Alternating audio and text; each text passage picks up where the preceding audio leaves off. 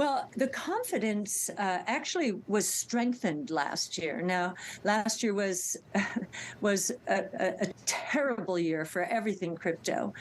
But if you think about what happened, it was the centralized, opaque players who went bankrupt: FTX, Celsius, 3 Hours Capital, and what did we see from Bitcoin? Bitcoin is completely decentralized and transparent.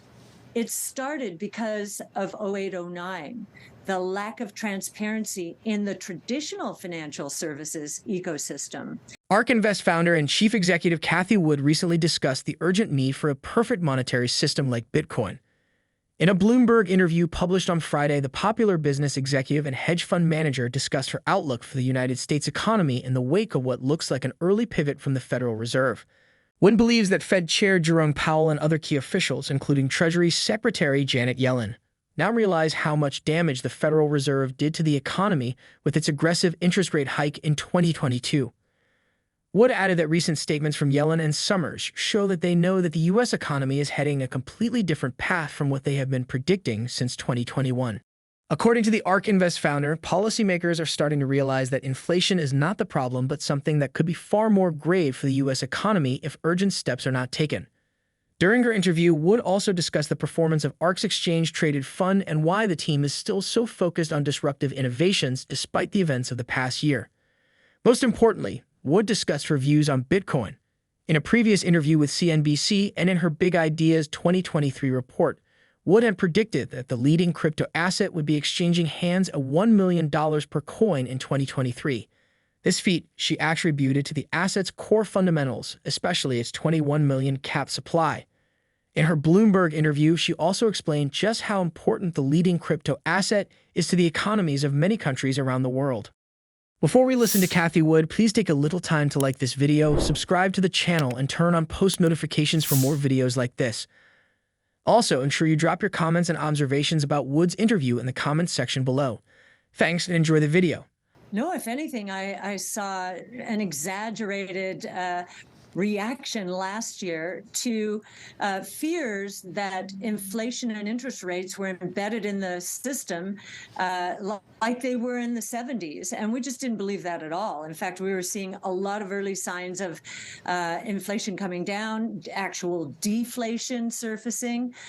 So this does not surprise us. I think what has happened here, there are 3 people who have weighed in the last week who really have changed their points of view. One is Larry Summers. Larry Summers was almost apoplectic last year. So this is the former Treasury Secretary, right? Almost apoplectic about inflation. And I think he truly influenced the Fed because he was so sure that we were in a 70s style inflation. If you'll notice in the last week, he said, okay, now don't signal what you're going to do in the future. We're seeing some economic weakness here.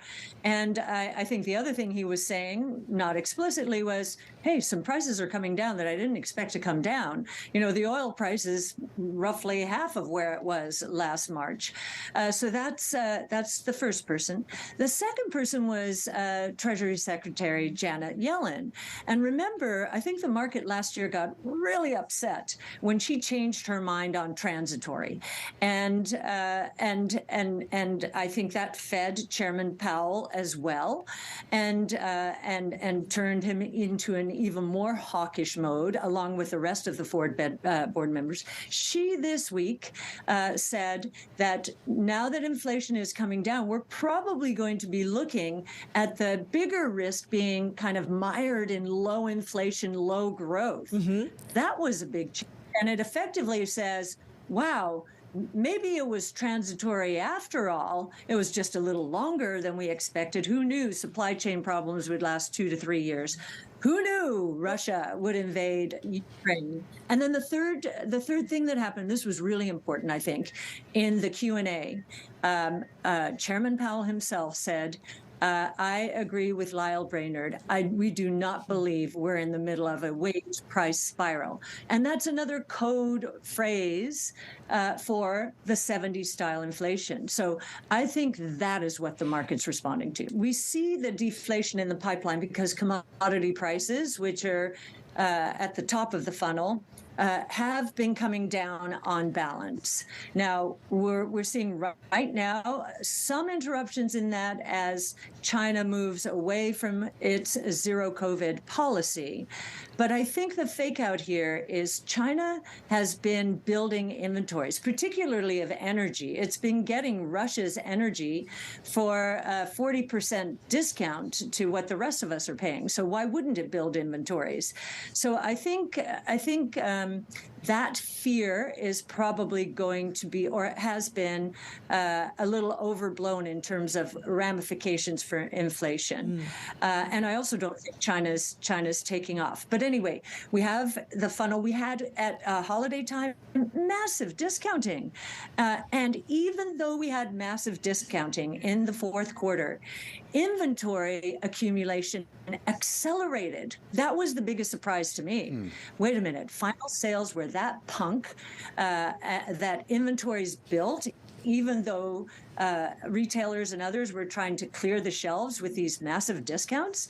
That was very interesting to me. So I think underlying demand here is basically the consumer is railing against price increases because real average wages have gone down.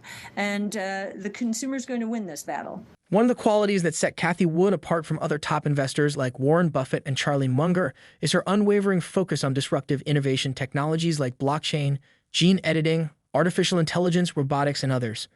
On the other hand, investors like Buffett and Munger, who undoubtedly have been two of the greatest investors in history, seem to be more comfortable with older, more established asset classes. In fact, both of them are quite weary of the cryptocurrency industry. Munger, Buffett's right-hand man and the vice chairman of Berkshire Hathaway, recently published an opinion piece urging the U.S. government to ban cryptocurrencies. According to the 99-year-old billionaire, a cryptocurrency is neither a currency, commodity, or security. Instead, he believes is a gambling contract with a nearly 100% edge for the House. Munger urged the U.S. government to follow China's steps and enact a federal law to ban cryptocurrency trading in the country. Unlike Charlie Munger, here is what Cathie Wood thinks of Bitcoin. She also speaks about the performance of her investment management firm over the past year.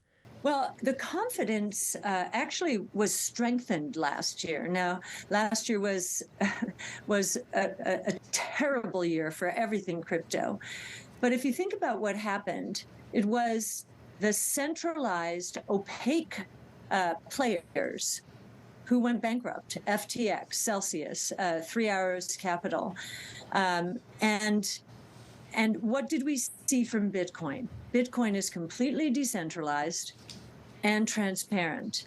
It started because of 0809, the lack of transparency in the traditional financial services ecosystem.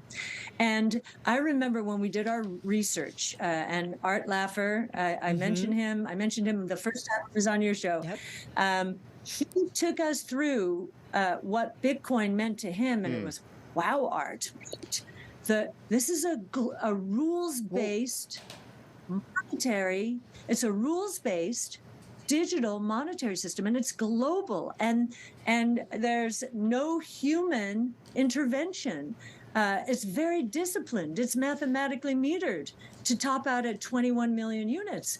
Well, in the last year, the responses to COVID, the fiscal and monetary responses that, in many countries are causing hyperinflation and, fiscal crises. We're seeing protests and riots all over the place.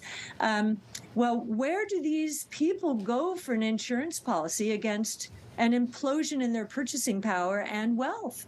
It is in something like Bitcoin. Bitcoin is an insurance policy, and it is an insurance policy for everyone against confiscation of wealth. It's been a tough couple of years for the ETF and for many of your ETFs.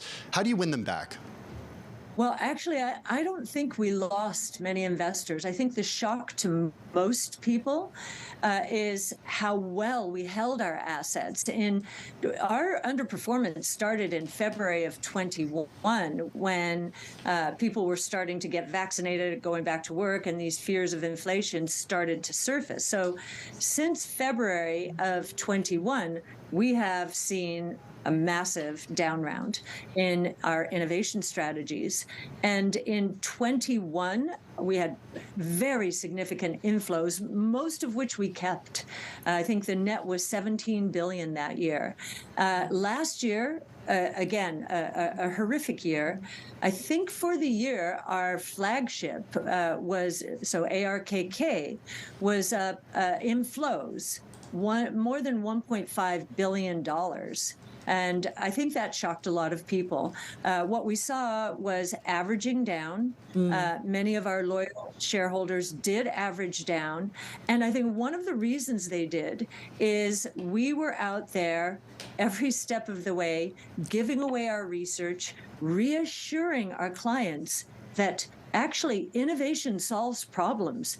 And we have so many problems now created by supply chain problems, the war, created by the Fed, and the demand destruction, which is hurting margins, which technology will solve in terms of increasing productivity. Like the rest of the markets, Wood interpreted Powell's speech during his press conference on Thursday as increasingly dovish and optimistic. In fact, the hedge fund manager believes a rate cut is not completely out of the question in 2023. She expects the U.S. economy to change rapidly in the coming months, which might necessitate a massive reversal in policy for the central bank. Do you think the Federal Reserve will be willing to cut rates soon if the economy enters into recession or other types of economic dissonance? Please drop your replies as well as your comments on Wood's interview in the comments section below. Also, ensure you like this video, subscribe to the channel, and turn on post notifications for more videos like this. Thanks for watching.